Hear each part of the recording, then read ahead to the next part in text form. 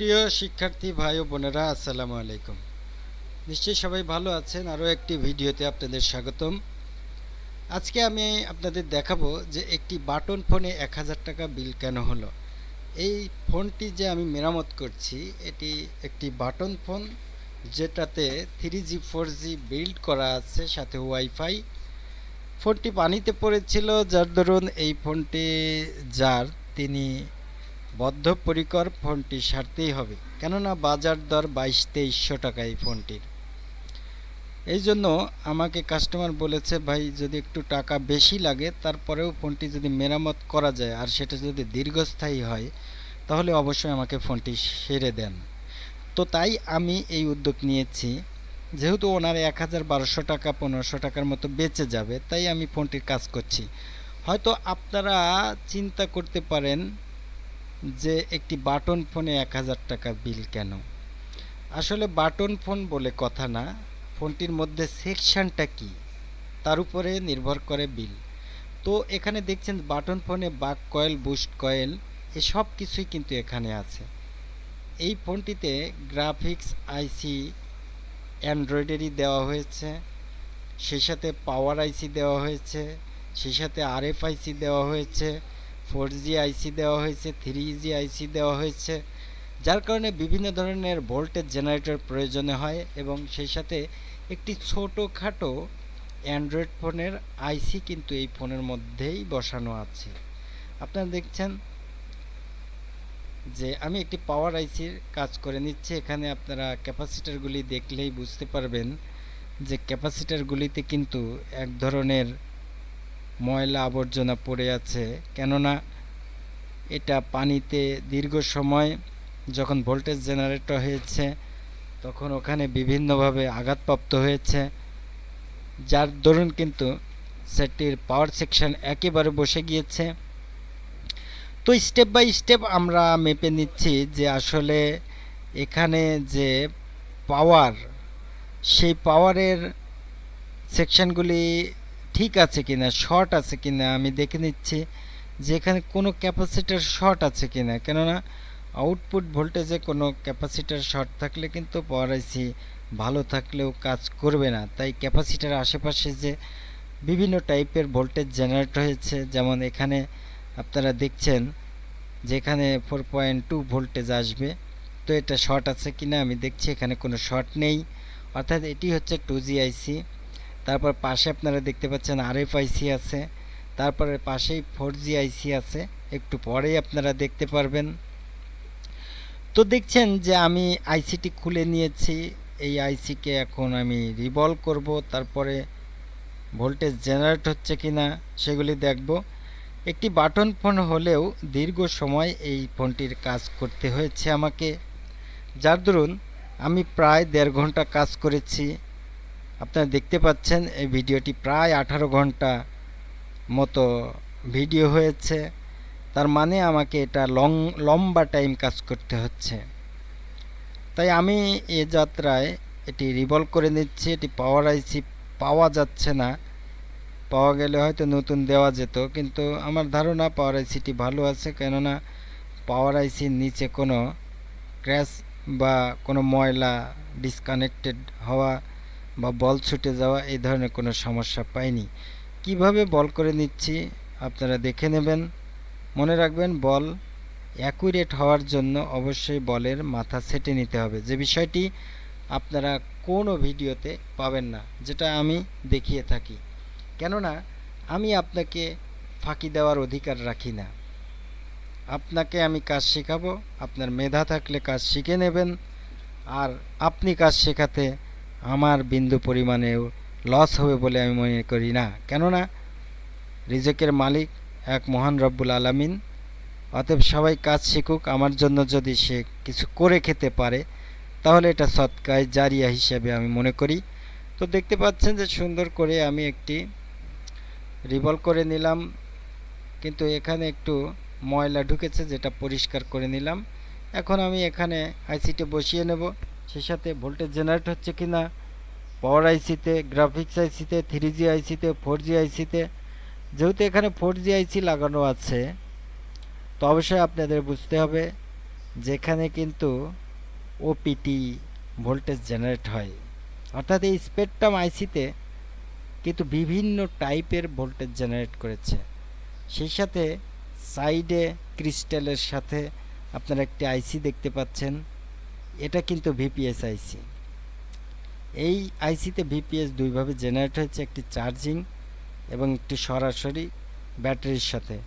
ফোনটি খুলেই আমি সব সাইড অ্যান্ড্রয়েডের সাথে ভিন্নতা আছে কিছুটা, সেটাও মেপে নিয়েছি।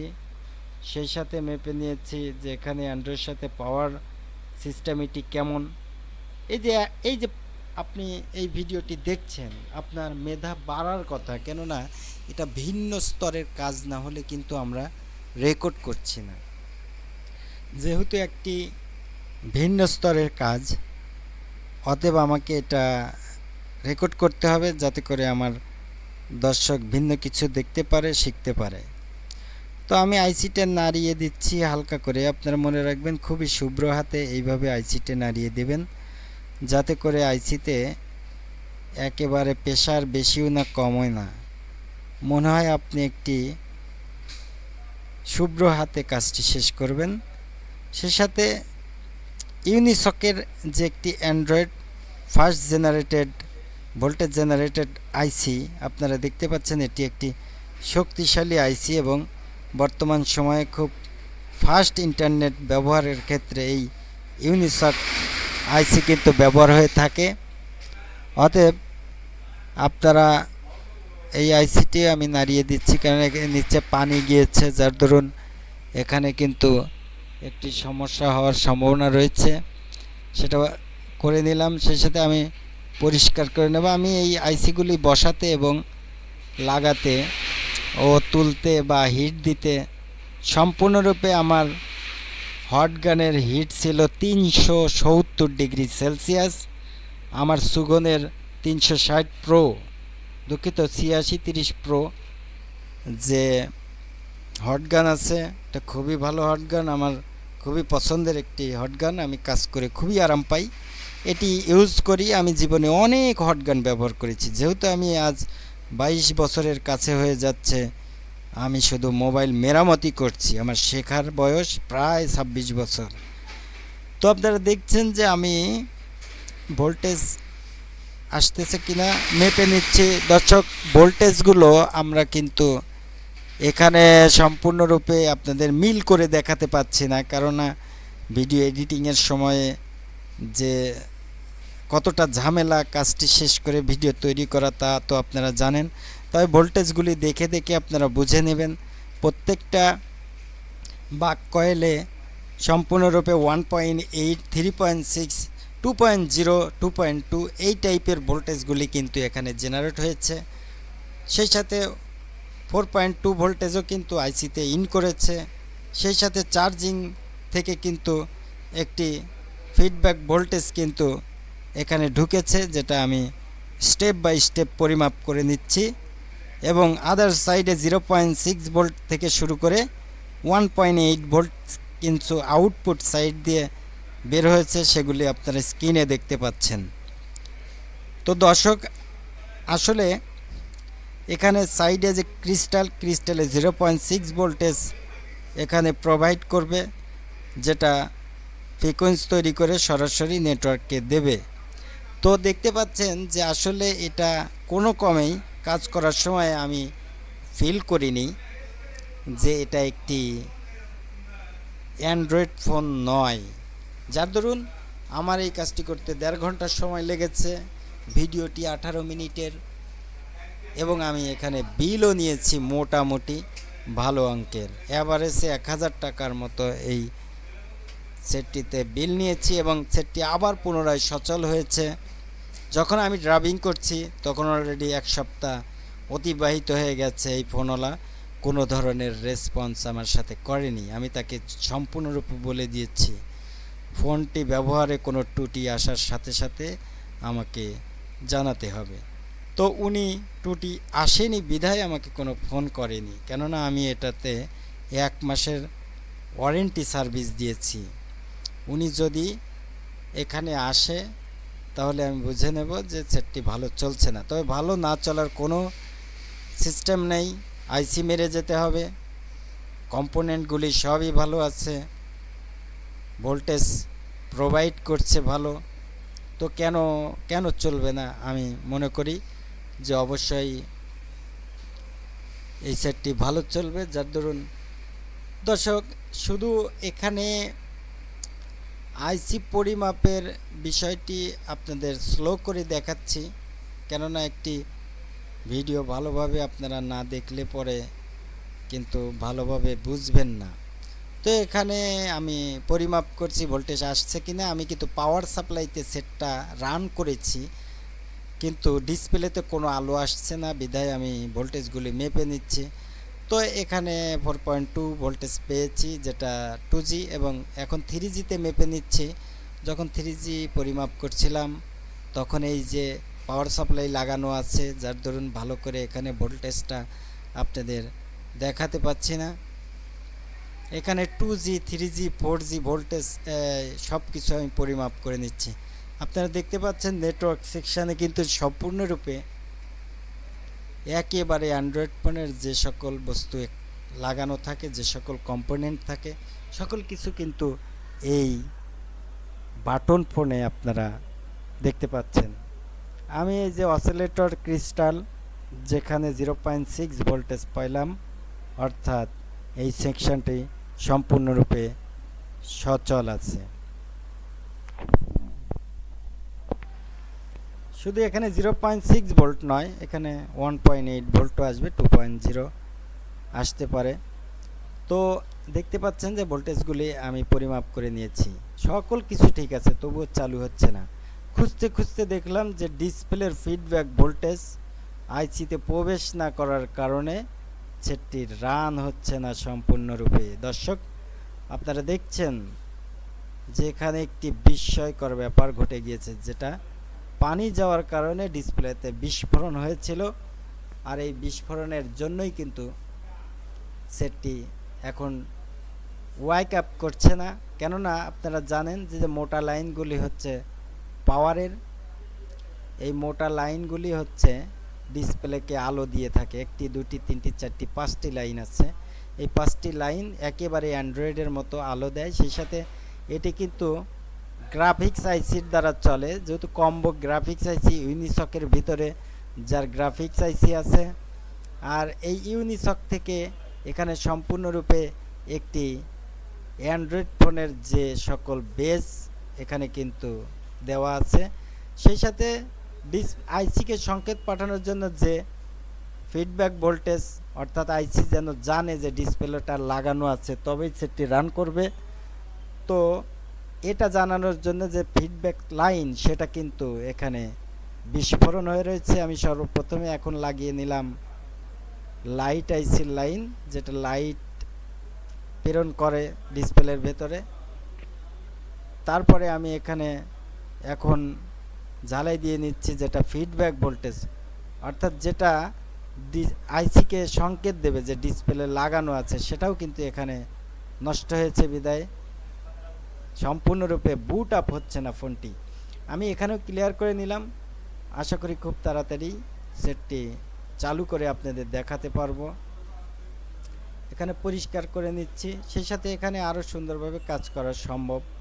আর যেহেতু এটা ডিসপ্লে সুন্দর করে লাগাতে হবে, আর এই ওয়েল্ডিংগুলি করতে, অর্থাৎ এই ঝালাইগুলি করতে অবশ্যই আপনাদের তাতালের টেম্পারেচার 302 ডিগ্রির উপরে যাওয়া যাবে না। আমার তাতাল ESD সেট, অর্থাৎ T12X, এই T12X তাতাল আমি ইউজ করছি। এখানে আমি কিন্তু সুন্দরভাবে এই তাতালের টেম্পারেচার নিয়ন্ত্রণ করে এখানে কাজ করছি, কেননা এই ডিসপ্লেটি বাজারে পাওয়া যায় না, আমাকে এটা মেরামত করেই দিতে হবে। এখানে উনি প্রায় 500 টাকা এখানেও বেঁচে যাবে, কেননা এই ডিসপ্লেটি বাজারে 450 টাকা, 300 টাকা, 350 টাকা দাম, যেগুলি আমাদের কিনে লাগানোর বিল সহ 500 টাকা আসতে পারে। এখন আপনারা দেখলেন আমি এটা কমপ্লিট করে নিয়েছি, এবং প্রত্যেকটা লাইন সুন্দরভাবে আমি আবার একেবারে চ্যাপ্টা করে দিয়েছি, যাতে করে বেজের ভেতরে ঢোকে। এখানে হ্যান্ড স্কিল আপনার যদি ভালো না থাকে এই কাজে কিন্তু আপনি সফলতা পাবেন না। এই যে আমি প্রত্যেকটা লাইন ঝালাই দিয়ে নিয়েছি, সে সাথে বেজের ভেতরে ঢুকবে এ পরিমাণ থিকনেস ওখানে কিন্তু দিয়ে দিয়েছি। অতএব দর্শক, আমার এই ভিডিও দেখে আপনারা সম্পূর্ণরূপে একটি ভালো মানের টেকনিশিয়ান হতে পারবেন, আমি গ্যারান্টি দিয়ে বলতে পারি। অতএব আমার চ্যানেলটি সাবস্ক্রাইব করে আপনারা সাথে থাকার চেষ্টা করবেন, যাতে করে আগে আসা সকল ভিডিও আপনাদের জন্য উপকারে আসে এবং আমার এখানে কাজের কোনো ভেজাল নেই এবং ছলচাতুরি নেই। কেননা আমি একটি ভিডিওতে যদি ছলচাতুরি করি তাহলে আমার কাছে কোটি কোটি টাকার বিষয়ে কেমন হতে পারে একবার কল্পনা করুন। আমি মনে করি যে আপনি কাজ শিখে যদি লাভবান হন তো আমার সদকায়ে জারিয়া হিসেবে আল্লাহ তাআলা আমাকে কবুল করে নেবেন এই কাজটি, আমি মনে করি। অতএব যারা আমার এই ভিডিওটি দেখছেন আমাকে শেয়ার এবং লাইক করে এবং সাবস্ক্রাইব করে সাথে থেকে সহযোগিতা করবেন, যাতে করে আমি এই ভিডিওগুলি দিয়ে কিছু ইনকাম করে জীবনযাপন করতে পারি। আমি খুবই স্মার্ট টেকনিশিয়ান, তবে খুবই ধনী নয়। তো আমি স্মার্টভাবে কাজ করতে পছন্দ করি বিধায় আমি কিন্তু এখানে আবার যে টিনটি খুলেছিলাম সে টিনটি কিন্তু আমি আবার প্রতিস্থাপন করে নিচ্ছি, যাতে করে এই সেটের আগের রূপ আগের শক্তি পায়। এই টিন শুধু ঢেকে থাকার কাজ করে না, এই টিনটা কিন্তু একটি সেটকে শক্তির প্রতীক হিসেবেও কাজ করে, যাতে করে চাপ লাগলে এই টিনের উপরে প্রেসার পড়ে, যার কারণে টিনের জন্য বোর্ডটি বেঁকে যায় না এবং খুব তাড়াতাড়ি সেটটি সমস্যা হয় না। যে লোকটি আমার এই সম্পূর্ণরূপে ভিডিওটি দেখছেন, আমি মনে করি আপনার যথেষ্ট পরিমাণ বুদ্ধি আছে আর আগামীতে আপনি কাজ শিখতে পারবেন, ভালোভাবে কাজ শিখতে পারবেন বলে মনে করি। আপনারা দেখছেন আমি সেটটি অলরেডি ডিসপ্লে লাগিয়ে চালু করে দেখে নিলাম, স্টেপ বাই স্টেপ সকল ধরনের বিষয় এখানে আমি খুঁটিনাটি সকল কিছু দেখিয়েছি বিধায় ভিডিওটি একটু বড় হয়েছে। আমি ইচ্ছা করলে এটি ছোট করতে পারতাম, কিন্তু আপনাদের শেখার ক্ষেত্রে একটু সমস্যা হতো বিধায় আমি ভিডিওটি একটু বড় করেছি। স্বভাবত 5 থেকে 10 মিনিটের মধ্যে ভিডিও এন্ডিং করা উচিত, কিন্তু এটা কোনো ক্রমেই করা যাচ্ছে না, কেননা আপনাদের সম্পূর্ণরূপে শিখতে হলে সম্পূর্ণরূপে ভিডিওটি দেখতে হবে। অতএব আমি পরিষ্কার করে নিচ্ছি ব্যাটারি এবং ব্যাটারি লাগাবো, দেখাবো। যদি আমার অনেক লম্বা ভিডিও, আমি স্পিড কমিয়ে দিয়েছি, আপনারা দেখলেন যে সেটি চালু হয়ে গেছে। তো দর্শক, প্রিয় শিক্ষানবিশ ভাই বোনেরা, আসসালামু আলাইকুম। আপনারা দেখলেন একটি ডেট পানিতে পড়েছিল, সেমি অ্যান্ড্রয়েড ফোন, অর্থাৎ এখানে ওয়াইফাই নেটওয়ার্ক বিল্ড করা আছে। অ্যান্ড্রয়েডের কাজ বোঝে একমাত্র তারা মেরামত করতে পারবে। আর যার দরুন এই ফোনটার কিন্তু একটি ব্যাপক বিল এখানে ফিক্স করা হয়েছে, যে কারণে এই ফোনটি মেরামত করা হয়েছে। যদি বাটন ফোন, বিলটা কিন্তু হেভি এবং ফোনটাও দামি, মোটামুটি ফোনটার দাম 1000 টাকা বা তার। তো এই ফোনটা নষ্ট হলে আবার প্রয়োজন হতো, যার কারণে এই ফোনটি উনি মেরামত করলো, আর তাতে ওনার প্রায় 1000 টাকা বেঁচে গেল। এই জন্যই কিন্তু এই ফোনটি